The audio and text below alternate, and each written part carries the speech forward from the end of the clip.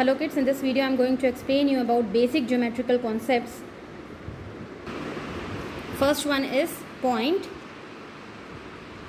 Point is a location. Point is a location and we use capital letters from A to Z to denote a point. Suppose if I have put a dot here and I have to write the name of this dot. This is a point. Point is a dot. It's locating something. It locates something. And the name I want to give this point as A. So point is nothing, it is a location, it locates something.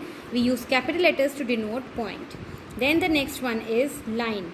Line is a straight path.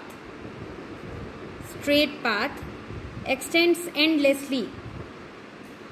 Extends endlessly in both directions. Both directions. ठीक है, straight path है, सीधा सीधा एक path होता है और जो दोनों डायरेक्शन में क्या होगा, बढ़ेगा. मीन्स इधर भी पीछे भी बढ़ेगा और यहाँ पर आगे भी बढ़ेगा. It has no end point. It has no end point. ठीक है, we generally use small letters to denote a line. Small letters A से जेड तक आप कोई भी लेटर स्मॉल यूज कर सकते हो, जैसे एल जनरली हम यूज करते हैं. Then comes line segment. Line segment, it is a part of a line. It has two end points. It is a part of a line. जब line को अगर हम दो पॉइंट से कट कर दें तो हमको क्या मिलेगा, लाइन सेगमेंट मिलेगा.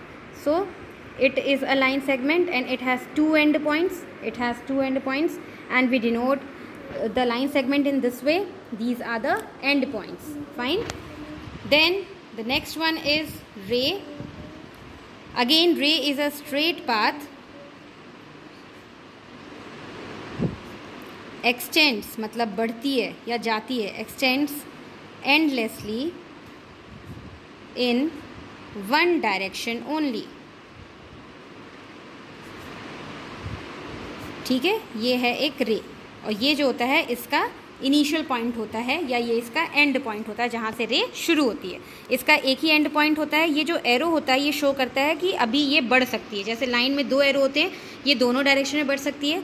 रे में एक ही एरो होता है, ये एक ही डायरेक्शन में बढ़ सकती है. ठीक है, रे का नाम भी हम कैपिटल लेटर्स में लिखते हैं. ये पॉइंट इनिशियल पॉइंट का नाम जैसे ए है और यहाँ पर एक पॉइंट का नाम बी है. A B is the ray. Then comes intersecting lines.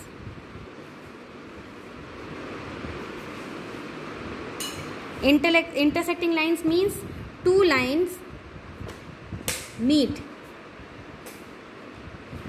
at a point.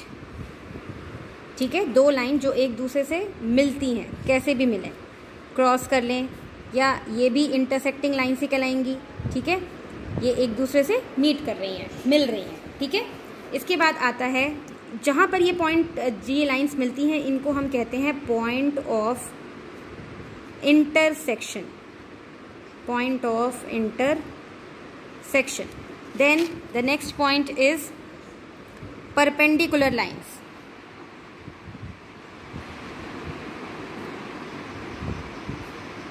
Perpendicular lines are what? The lines which make 90-degree angle with each other.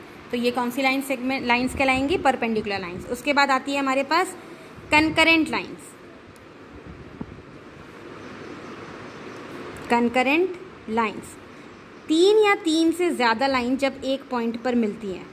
ये तो अभी दो ही लाइन हुई, ये हो गई हमारी थर्ड लाइन. तीन या तीन से ज़्यादा लाइंस जब एक दूसरे से मिलती हैं, एक ही पॉइंट पर मिलती हैं, तो उनको हम कहते हैं कंकरेंट लाइंस. और इस पॉइंट को जहाँ पर ये तीनों मिलती हैं, इनको क्या कहते हैं हम? Point of concurrence. Point of concurrence. फिर लास्ट लाइन होती है हमारे पास पैरेलल लाइन. ठीक है, जो लाइन एक दूसरे से कभी नहीं मिलती, नेवर मीट. ठीक है, so these are the basic concepts, basic geometrical concepts which we are going to use in the chapter line segment. Fine.